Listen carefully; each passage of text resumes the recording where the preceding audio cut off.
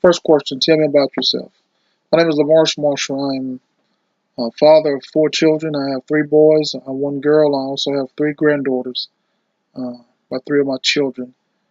I have a lovely wife by the name of Vicky Marshall. We've been together for 18 years.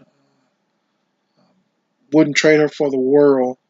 Uh, I've worked various jobs from TYC to TDC. I'm currently captain of correction at the Texas Department of Criminal Justice. There, where I control, maintain custody of offenders. I'm also a supervisor of supervisors there at the Texas Department of Criminal Justice. Outside of work, I'm also a pastor. I pastor a church by the name of Andrews Chapel Baptist Church in Oakwood, Texas. I've been a pastor for 14 years.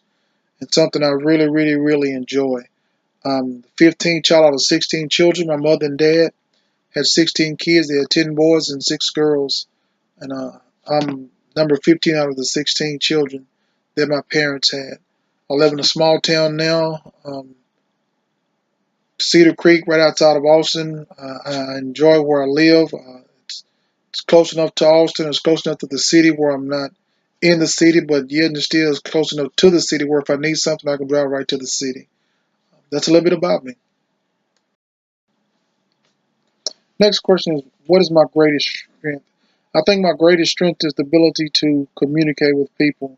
I have an uncanny ability to communicate with almost anyone. It doesn't matter the age, the ethnicity, it doesn't matter the culture, it doesn't matter how they want to communicate. I have the ability to communicate with almost anyone at any given time. I think is my greatest. I think is one of my greatest strengths because being a pastor, I've learned how to recognize people and see people that are having issues, or just see people who need to talk. And throughout the years, I've used that knowledge that I have to talk to people. And every time you talk to someone, you learn something, or you learn a nugget to use to talk to the next person who may have issues. Uh, I can communicate with little kids because I have grandchildren, and I've learned how to understand what they are saying even when they can't speak. My kids which are now grown, but they're just coming out of the teenage adolescent stages, so I can communicate with the adolescents simply because I have nieces and nephews that are still that young also. I can communicate with young adults because my children now, all 4 of them, they're grown, but they're still young adults. I can communicate with them and see what their needs and what their wants are, and be able to talk with them anytime they need some help. Um, I can communicate with people my age or older because in my environment I work with people of all different age group, cultures, ethnicities. So I think, not I think, I know that communication is my biggest strength. Why do I want the job? I want the job for several reasons. One of the main reasons is to be able to provide more for my family. Uh, I'm at the point now where I'm buying a home. I'm buying a homestead. I have a place that I can call my home now. So I want to be able to not only be able to afford the home that me and my wife have chosen to purchase, but also be able to provide for my wife. I enjoy doing stuff, so I want to have the money to actually do stuff. Also, I want this job because now that I've learned, and now that I've through the years I've learned how to deal with people in this agency. I want to now use that to try to train others to know what I know, and not just know what I know, to even know more than I know. Hopefully, because the more people that I train, the more people that I deal with, the more staff that I talk to, the better the agency will be. Because now we won't be fighting one another, but we all know the come and go of the agency. And I think if I get this job, then it'll help me use the skills that I have to help promote better people in this agency.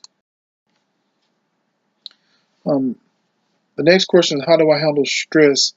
I handle stress very well in this agency, in this type of job. We've have to encounter stressful situations daily, and in those stressful situations, history have shown, in my past have shown that I've conducted myself very well to help my staff around me understand that everything is going to be all right, not just in with this agency, not with the Texas Department of Criminal Justice, but also in the military as well. Been in positions where you couldn't stress out because you stressing out could cost someone their lives. So we didn't have time to stress out. You had to know what to do and do what you had to do at the time you had to do it. So I think I'm very strong in a stressful situation. I think I have the ability to deal with stress. I have the ability to even be stressful and never show it, because I would be wrong. I would be a liar to say that I never have to deal with stress.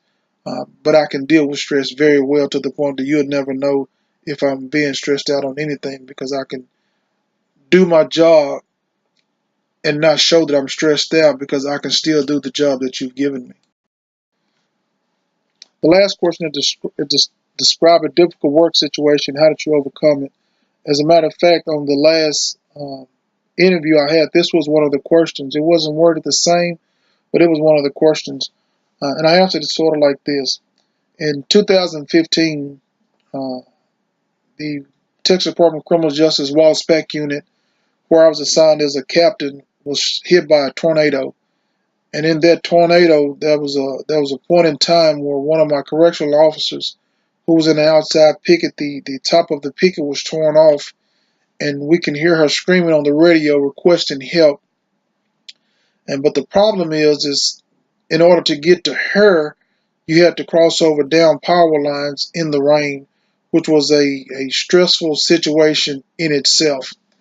How did I, not just with that, but we still had to deal with the fact that we had offenders, excuse me, that were still housed on the facility, and we still had to maintain custody and control over those guys. And yet still, I still had to make sure that my staff was all right, because at the time, I want to believe I had close to 200, it was a little over 300 officers who were working under me.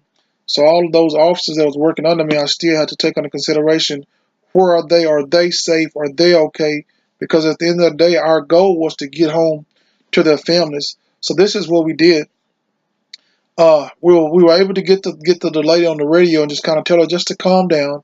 And at that time, me and the major, who was my supervisor at the time, we walked through the entire unit. We checked on every officer that was on that unit, and accounted for each one of them, not just the security staff, but also the non-security staff that were on the unit as well, because we had administrative staffs, we had clerks, we had second line supervisors.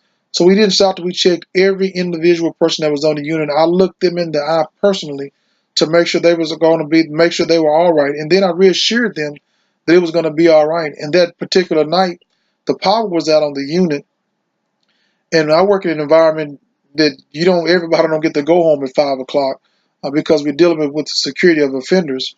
So that particular night, not only that night, but I stayed on the unit, and at one point I stayed up. I want to say it was close to 30 hours straight that I had stayed up, because I did not want the public to be hurt, and I did not want any of my COs or any of my subordinate supervisors to get hurt in that environment, because we had no power at the time, and we were still dealing with down electricity lines, where the staff that I did have, they couldn't even get home to their families. So I think in doing that, I think I reassured my staff that everything was going to be all right. They believed in us, and they stayed there, and because they understood that, because my captain is there, my major's there, my warden is there, my AW, my sister warden is there, everything is going to be all right. That's how I handled that situation. Thank you for your time. Once again, my name is Lamorris Marshall.